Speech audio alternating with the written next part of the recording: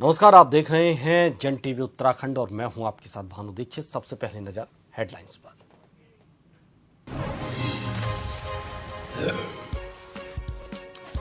उत्तराखंड विधानसभा की कार्रवाई, आज पेश होगा अनुपूरक बजट। कानून और महिला अत्याचार पर हुआ हंगामा, ईडी को लेकर भी सरकार को घेरा।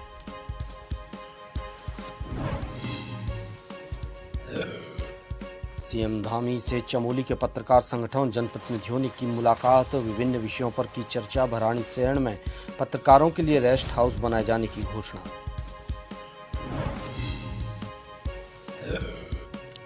देहरादून में कांग्रेस प्रदेशाध्यक्ष करण माहरा के नेतृत्व में ईडी के खिलाफ उतरे सड़कों पर, कार्यालय के बाहर की नारेबाजी, पुलिसकर्मियों और कार्यकर्ताओं के बीच धक्का मुक्की। जूना अखाड़े के महामंडलेश्वर पायलट बाबा को साधु संतों ने दी श्रद्धांजलि, हरिद्वार के आश्रम में ब्रह्मलीन संत को दी समाधि, शिष्यों और समर्थकों का उमड़ा सैलाब।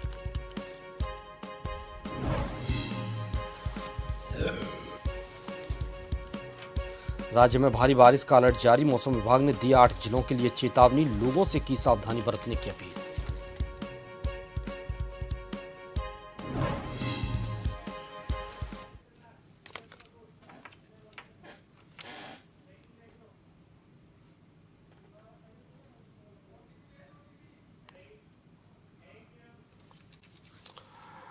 और अब खबरों की ओर आगे बढ़े उससे पहले आपको यूपी के मुजफ्फरनगर लिए चलते हैं, जहां मुख्यमंत्री योगी आदित्यनाथ ने रोजगार मेले में युवाओं को नियुक्ति पत्र बांटे।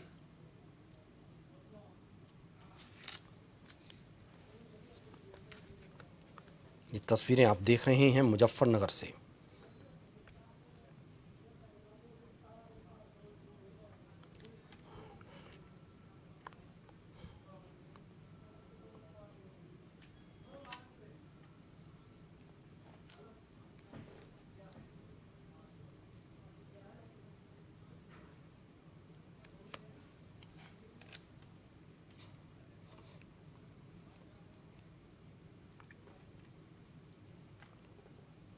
मुजफ्फरनगर में सीएम योगी ने युवाओं को नियुक्ति पत्र बांटे हैं। रोजगार ऋण मेला, जिसके तहत सीएम योगी ने यहां नियुक्ति पत्र बांटे।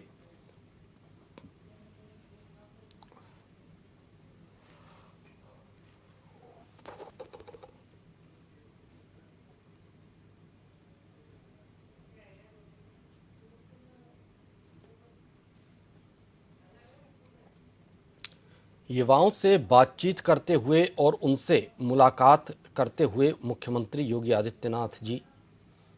सीधी तस्वीरें मुजफ्फरनगर से, जहां रोजगार और ऋण मेले में सीएम पहुंचे हैं। युवाओं से बातचीत करते हुए मुख्यमंत्री योगी आदित्यनाथ।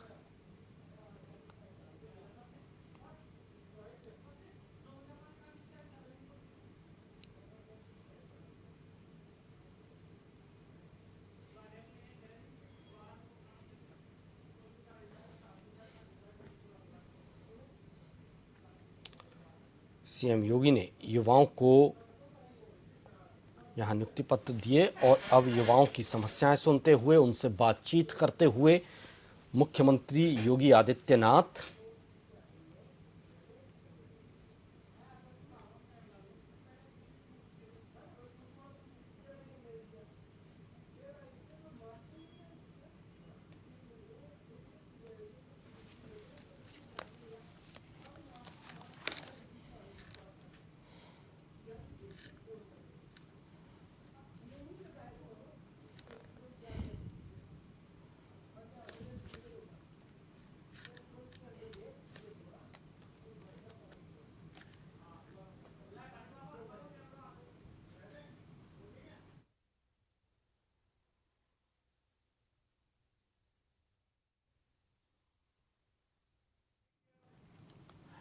आगे बढ़ते हैं। विधानसभा सत्र के दूसरे दिन सरकार सदन में 5,600 करोड़ रुपए का अनुपूरक बजट पेश करेगी। विधानसभा सत्र में बड़ी बात यह है कि उत्तराखंड राज्य विधानसभा विविध संशोधन विधेयक को सदन में पेश किया जा चुका है। इसके संशोधन हो जाने पर विधायकों के भत्ते बढ़ाने के साथ साथ कैशलेस इलाज की सुविधा मिलेगी। विधायकों के रेलवे कूपन और पेट्रोल डीजल के खर्चे में भी बढ़ोतरी होगी। इसके साथ ही विधायकों, पूर्व विधायकों और उनके आश्रितों को कैशलेस इलाज देने की तैयारी की जा रही है। अभी तक 70 विधायकों को भत्तों और सैलरी के तौर पर प्रतिमाह 2,90,000 रुपए मिलते हैं, लेकिन विधेयक संशोधन के बाद प्रतिमाह भत्ते के रूप में लगभग 4 लाख रुपए मिल सकते हैं। बढ़ती महंगाई को देखते हुए तदर्थ समिति ने विधायकों के वेतन भत्तों के साथ ही उनके व्यक्तिगत सहायक के वेतन में वृद्धि की संस्तुति की है। यह सदन पर निर्भर करेगा कि वो तदर्थ समिति की संस्तुतियों को किस सीमा तक स्वीकार करता है।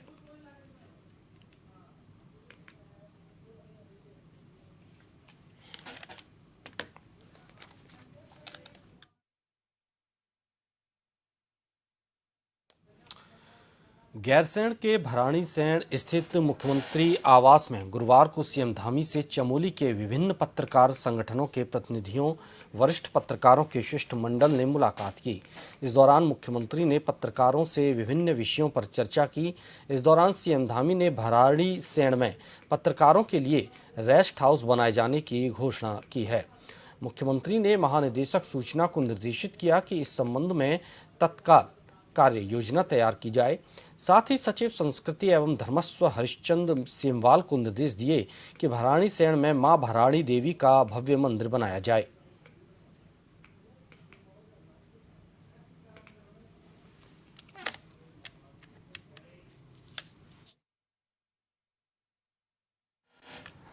उत्तराखंड विधानसभा सत्र के दूसरे दिन लंच से पहले प्रश्नकाल और शून्यकाल चला। पक्ष और विपक्ष की तरफ से सवाल जवाब हुए। विधानसभा सत्र के दौरान सत्र कैसे चला, विपक्ष का रुख क्या रहा, इन सभी बातों को लेकर संवाददाता शैलेंद्र कुमार पांडे ने संसदीय कार्य मंत्री प्रेमचंद अग्रवाल से खास बातचीत की। विधानसभा सत्र का आज दूसरा दिन है। अभी हमारे साथ बात करने के लिए संसदीय कार्य मंत्री हम इनसे जानने की कोशिश करते हैं। आज सदन में क्या रहा सर? देखिए, आप जानते हैं कि सदन की कार्रवाई जैसे प्रारंभ हुई, प्रश्नकाल अच्छे ढंग से चला।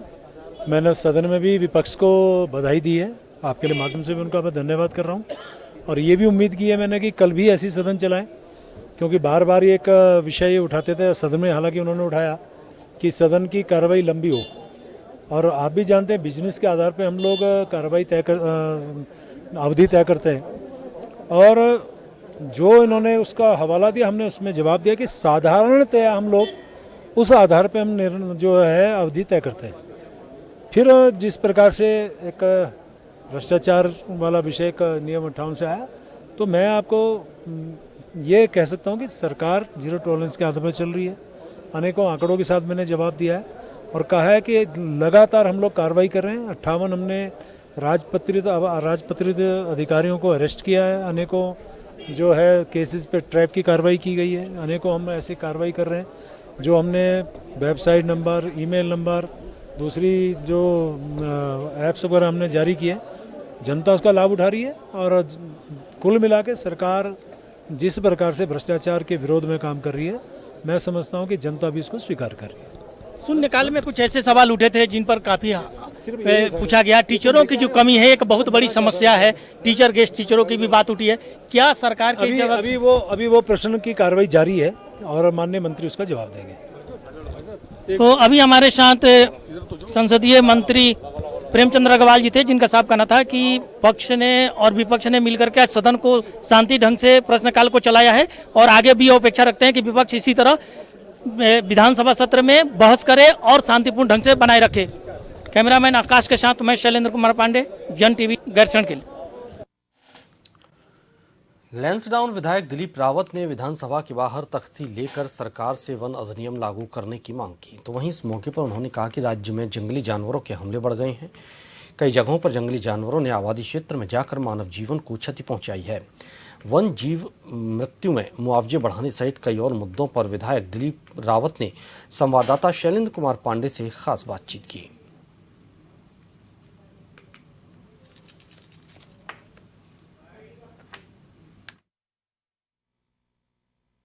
विधानसभा सत्र का दूसरा दिन है। सत्ता पक्ष के विधायक हमारे साथ हैं, दिलीप रावत जी। हम इनसे जानने की कोशिश करते हैं। हाथ में तख्ती लिए हैं, क्या कहना चाहते हैं आप? जो ये तख्ती लिए हैं, क्या मुख्य मांगे हैं?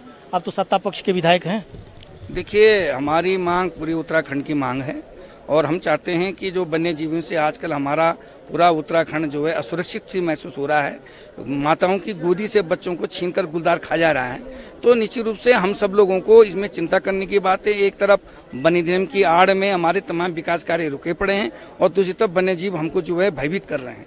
तो मैंने निवेदन किया है सरकार से कि एक दिन का सत्र बुलाया जाए और एक दिन के सत्र में ये चर्चा हो जाए कि हमको उत्तराखंड के लोगों को क्या चाहिए और वन्य नियम के अनुरूप हमारे लिए क्या नियम होने चाहिए और हम लोगों को क्या आवश्यकता है और क्या परेशानी हम झेल रही हैं, सारी अवगत हो जाएं और सेंट्रल गवर्नमेंट तक हमारी बात पहुंच जाए और माननीय उच्च न्यायालयों को भी, जो हमारे न्यायालय हैं, उनको भी ये पहुंच जाए कि जनता किस तरह से परेशान है।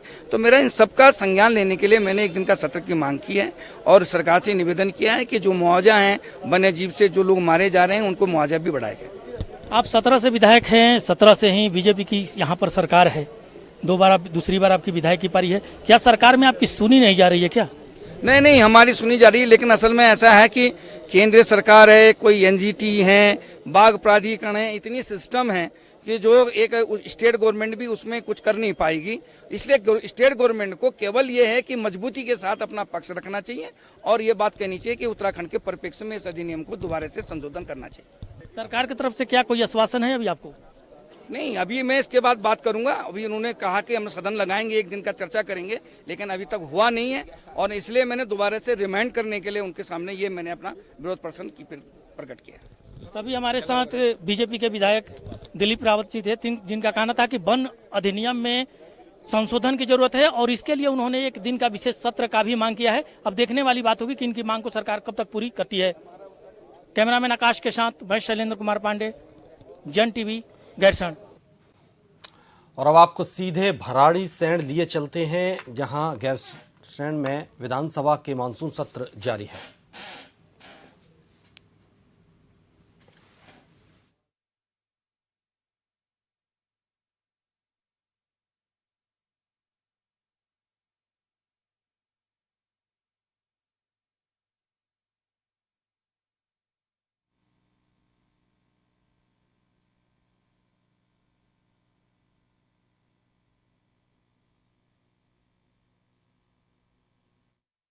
अभी 22 टीचर, सारी बात हो गई ना अब तो। 22 टीचर हो के हमने धन्यवाद करो। ये तो अभी प्राइमरी का है, तो बता दो कितने ट्रांसफर करें। हाँ, सब अब तो धन्यवाद करने का समय है भाई। मैं आपको पत्र दे रहा हूँ, नियुक्ति पत्र सही दे रहा हूँ। बोल देती है ऐसा नहीं मंत्री जी, आप लोग के बाजीगर हैं। आप सदन में थोड़ी बोल सकते हैं कुछ भी। माननीय तिवारी जी, सदन है, कम से कम आप इतने अच्छे आदमी, आपको ऐसा नहीं बोलना चाहिए। बाजीगर पता इधर अभी तो कह रहे हैं माननीय। देखिए, ऐसा है कि अगर आप पीड़ित, आपकी भावना में समझ सकता हूँ, क्योंकि आपको लग रहा है कि बीजेपी की सरकार इतना अच्छा काम कर कैसे रही है, ये दिक्कत है। माननीय अध्यक्ष जी, माननीय मंत्री से कहूंगा, मेरा क्षेत्र जो सराउंडिंग का है पूरे 25 ग्राम सभा है और उस सुगम की श्रेणी में आता है, वहां पर एकल शिक्षक। मैं आपके हक में बता रहा हूँ। आप मैं तो सौभाग्यशाली हूँ, आप मेरे प्रभारी मंत्री भी हैं। अब माननीय अध्यक्ष जी, जो दूसरी काउंसलिंग की हमने 18 तारीख को, इसमें पौड़ी में 146 टीचरों का सिलेक्शन हुआ है, चमोली में 228 टीचरों का सिलेक्शन हुआ है, रुद्रप्रयाग में 26 टीचरों का सिलेक्शन हुआ है, टिहरी में 156 टीचरों का सिलेक्शन हुआ है, उत्तरकाशी में 35 टीचरों का सिलेक्शन हुआ है, देहरादून में 23 टीचरों का सिलेक्शन हुआ है, हरिद्वार में 32 टीचरों का सिलेक्शन हुआ है, नैनीताल में 45 टीचरों का सिलेक्शन हुआ है, अल्मोड़ा में 12 टीचरों का सिलेक्शन हुआ है, बागेश्वर में 46 टीचरों का सिलेक्शन हुआ है और चंपावत में 9 टीचरों का सिलेक्शन हुआ है, पिथौरागढ़ में 122 टीचरों का सिलेक्शन हुआ है, उधम सिंह नगर में 210 टीचरों का सिलेक्शन हुआ है। और आज मैं सदन को कहना चाहता हूँ माननीय अध्यक्ष जी के अनुज्ञा से कि हम 10 सितंबर से पहले इन 1090 टीचरों की नियुक्ति करके उनको स्कूल दे देंगे। आप 10 सितंबर से पहले आपके स्कूलों में टीचर आ जाएंगे। और अध्यक्ष जी, हमारे राइट टू एजुकेशन की बात हमारे माननीय विधायक जी कर रहे थे, अधिकारी जी, कि साहब वहाँ 2 टीचर होने चाहिए, ऐसा होना चाहिए। मैं उस पर आता हूँ। अध्यक्ष जी, राइट टू एजुकेशन कहता है कि भारत सरकार कहती है कि 30 बच्चों पे 1 टीचर होना चाहिए। हमारी उत्तराखंड की धामी सरकार कह रही है कि हम 1 बच्चे पे भी 1 टीचर दे रहे हैं। और मैं सदन को कहना चाहता हूं, आ रहा हूं, उस पर भी आ रहा हूं साहब, आप चिंता क्यों करो, एक एक कर बता रहा हूं। माननीय अध्यक्ष जी, हम अपने राज्य में राइट टू एजुकेशन के सारे नियमों को फॉलो करते हुए, अंगीकार करते हुए, हम जिस स्कूल में 1 से लेके 8 बच्चे होंगे वहां मिनिमम 1 टीचर देंगे। आ रहा हूं मैं भैया, आ रहा हूं मैं, तुम्हें पे आ रहा हूं, ठीक है, आ रहा हूं मैं। दूसरा, एक ही पढ़ाना में आप गोली खिला रहे हैं। 9 से 25 बच्चों पे 2 टीचर देंगे। हम 25 से लेके 50 बच्चों पे 3 टीचर देंगे। हम 50 से लेके 80 बच्चों पे 3 टीचर देंगे। और 80 से लेके 100 बच्चों पे हम 4 टीचर देंगे। जहां 100 से ज्यादा बच्चे होंगे वहां 5 टीचर देंगे। जहां 150 बच्चे होंगे वहां 6 टीचर देंगे। टीचरों की कमी सितंबर के महीने में 100% टीचर बेसिक शिक्षा में भरे जाएंगे। कहीं भी टीचरों की कमी नहीं रहेंगे। अब हम तीसरी काउंसलिंग भी सितंबर के महीने में करने जा रहे हैं। तो ये मैं सदन को कहना चाहता हूं। आप कह रहे थे कि आप तारीख बता देना, मैंने तारीख भी बता दी। अब आई इंटरव्यू पहले बताया नहीं मैंने, आपका ध्यान कहीं और था शायद। अब अध्यक्ष जी, हमारे माननीय विधायक लोगों ने कहा कि विद्यालय जीर्ण शीर्ण हो गए हैं। कई लोगों ने कहा कि शौचालय की दिक्कत है। मैं इस सदन के माध्यम से ये कहना चाहता हूं सभी को, चाहे हमारे सत्ता पक्ष के माननीय विधायक लोग हैं, चाहे हमारे विपक्ष के माननीय विधायक लोग हैं, सबका साथ सबका विकास। हम लोग पूरे राज्य में 100% बच्चों को फर्नीचर देंगे। अभी हमारे राज्य में 27,000 बच्चों पे फर्नीचर की कमी है बेसिक में, और 19,000 बच्चों की फर्नीचर की कमी है माध्यमिक में। इस साल हम 100% फर्नीचर सब बच्चों को देंगे। 100%। कोई भी विधायक ये नहीं कह सकते कि हमारे स्कूल में फर्नीचर की कमी है। ये मैं इस सदन को कहना चाहता हूं। दूसरा,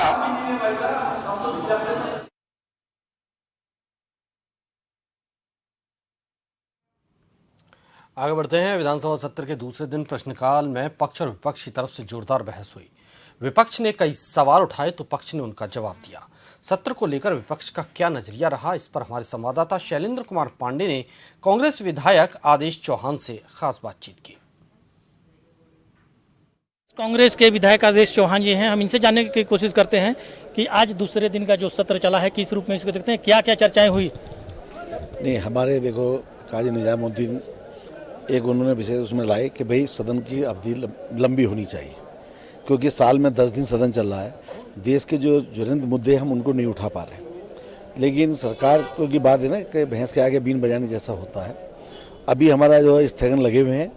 अभी एक स्थगन ही हुआ है, ये 3 और हैं, और एक 310 का, वो 358 में उन्होंने प्रवर्तित किया है। तो जनता की समस्याएं उसको उठाने का प्रयास विधायक करते हैं। लेकिन अगर सदन लंबा हो तो मैं समझता हूँ जनता की सभी समस्याएं आ जाएंगी।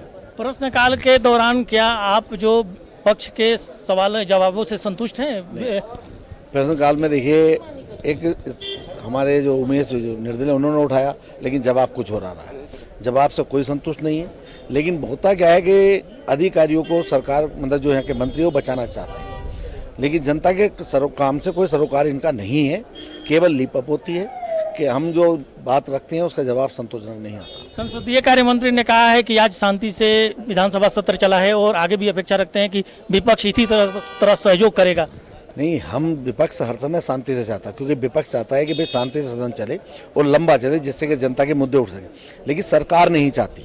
सरकार ये चाहती है, वो जैसे गोलमोल जवाब दे रहे हैं कि ये आक्रोशित हो और सदन को बहिर्गमन करें। लेकिन हमने नहीं किया। हमने तय किया है कि हम सरकार की एक एक बात पर रखेंगे, चाहे जवाब गलत दे या सही, लेकिन हम मतलब कोई भी ऐसा काम नहीं करेंगे जिससे सदन स्थगित हो।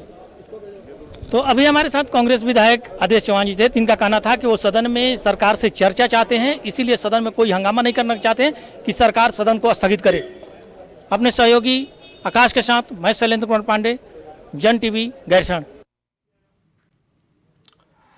देहरादून में कांग्रेस कार्यकर्ताओं ने गुरुवार को प्रदेश अध्यक्ष करण माहरा के नेतृत्व में ईडी के खिलाफ सड़कों पर उतरकर जमकर विरोध प्रदर्शन किया। कांग्रेस कार्यकर्ताओं ने क्रॉस रोड स्थित प्रवर्तन निदेशालय के दफ्तर के बाहर जमकर नारेबाजी की। इस दौरान पुलिसकर्मियों के साथ कार्यकर्ताओं की धक्का मुक्की भी हुई। कांग्रेस का आरोप है कि बीजेपी सरकार ने ईडी को एक हथियार बना दिया है और विपक्ष के नेताओं को दबाने की कोशिश की जा रही है।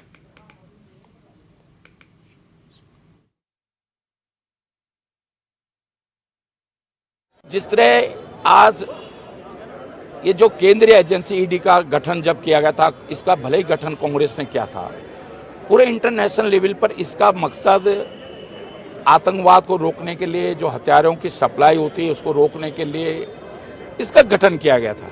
लेकिन दुर्भाग्यपूर्ण स्थिति है, आज इसका सक्सेस रेट 0.46%, आधा % भी नहीं है। इससे अंदाजा लगता है कि ये एजेंसी किस तरह फर्जी मामलों में विपक्ष को कमजोर कर रही है। विपक्ष के मेरे खिलाफ खुद ईडी का छापा पड़ा। अगर मैं भारतीय जनता पार्टी में होता तो मैं ही आपसे सवाल पूछ रहा हूं, क्या मेरे घर ईडी आती? जिस तरीके से डबल इंजन की सरकार ईडी का इस्तेमाल और सीबीआई का इस्तेमाल एक राजनीतिक टूल के रूप में कर रहे हैं, विपक्ष को दबाने के, उनको धमकाने के लिए कर रहे हैं, ये सारा देश देख रहा है। और देश को जानने का अधिकार है कि नारायण राणे, येदियुरप्पा जैसे कई लोग जिनके ऊपर सीबीआई ईडी की जांच बैठी, जैसे ही वो भारतीय जनता पार्टी में सम्मिलित हुए, वो जांचें कहाँ गई, उनका स्टेटस क्या है, ये भारत के हर नागरिक को जानने का अधिकार है। अभी हिंडनबर्ग का जो खुलासा हुआ है, जिसके बारे में 1 साल पहले राहुल गांधी जी ने बता दिया था, आज खुलासा हुआ है किसी भी जो अध्यक्ष हैं उसका और उनके पति के शेयर्स अडानी की कंपनी में हैं, जिसका घोटाला सामने हिंडनबर्ग ने खोला है, उसका इस्तीफा होना चाहिए। उत्तराखंड सूचना आयोग ने अपने सूचना का अधिकार दिवस के अवसर पर विधि कॉलेज और उच्च शिक्षण संस्थानों के जरिए जन जागरूकता अभियान चलने का निर्णय लिया है। इसके साथ ही आम जन के सूचना अनुरोध पत्रों के निस्तारण में आने वाली व्यवहारिक दिक्कतों से निपटने और अधिनियम के प्रावधानों की जानकारी देने के उद्देश्य से आयोग मुख्यालय में प्रत्येक माह विभागवार 2 कार्यशाला आयोजित करने जा रहा है। आयोग के प्रभारी मुख्य सूचना आयुक्त विवेक शर्मा ने बताया कि प्रदेश में सूचना अधिकार को लेकर आम जनता में जागरूकता बढ़ाने और लोक सूचना अधिकारियों को दक्ष किए जाने की आवश्यकता है।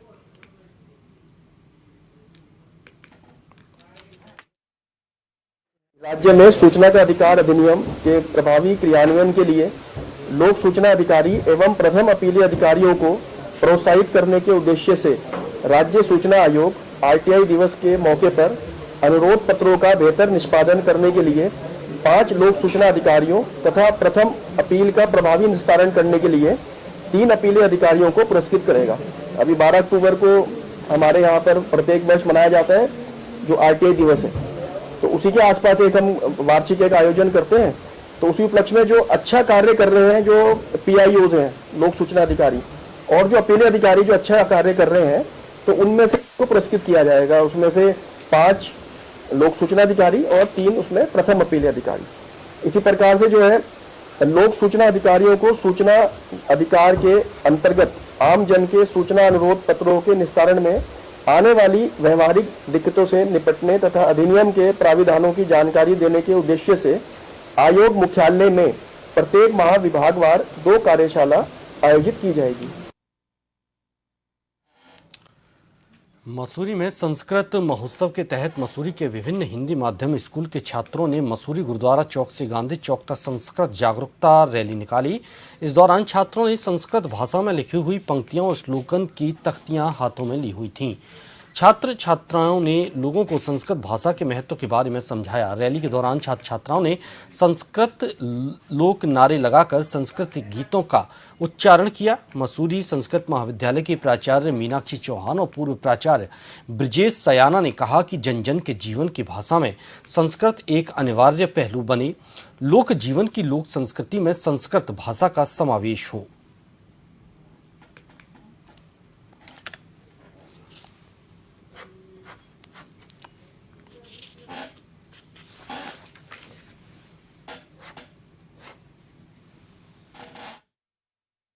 द्वेष संस्कृतम संस्कृत तथा एक संस्कृत वाक्य है जिसमें कहा गया है कि भारत का प्राण संस्कृति है और संस्कृति जो है वो संस्कृत भाषा में ही जीवित है। जितनी भी भारतीय संस्कृति की हमारे त्यौहार पर्व इत्यादि जितने भी उत्सव हैं वो संस्कृत ग्रंथों में उनका उल्लेख आता है।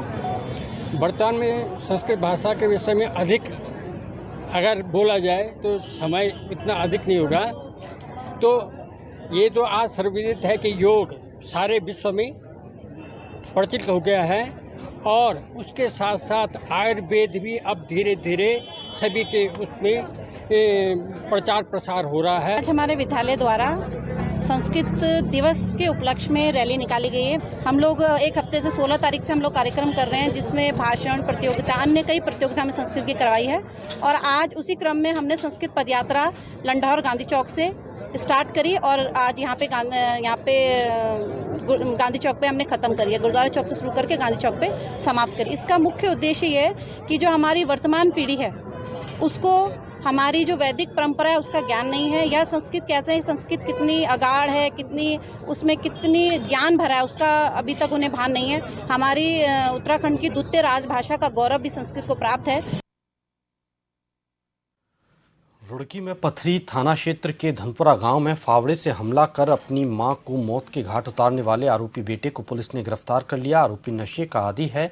वो लगातार अपनी मां पर मकान अपने नाम करने का दबाव बना रहा था, लेकिन मां उसे नशेड़ी होने के चलते मकान उसके नाम करने से मना कर रही थी। इसी को लेकर उनके बीच झगड़ा हुआ और उसने मां की हत्या कर दी। पुलिस ने आरोपी को कोर्ट में पेश करने के बाद जेल भेज दिया है। 20 अगस्त को पथरी धनपुरा क्षेत्र में एक युवक के द्वारा अपनी मां की हत्या किए जाने की सूचना पर पुलिस टीम वहां पहुंची थी।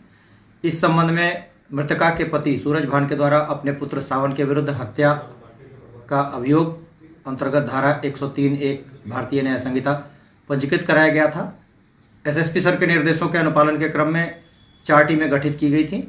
इन टीमों के द्वारा लगातार फॉलोअप लेते हुए हत्यारोपी सावन को धनपुरा क्षेत्र से गिरफ्तार करने में सफलता हासिल की और अभियुक्त की निशानदेही पर हत्या में प्रयुक्त फावड़ा, डंडा और हत्यारोपी का उस समय पहना हुआ शर्ट बरामद करने में सफलता हासिल की है। इसी के साथ इस बुलेटिन में फिलहाल इतना ही। नमस्कार।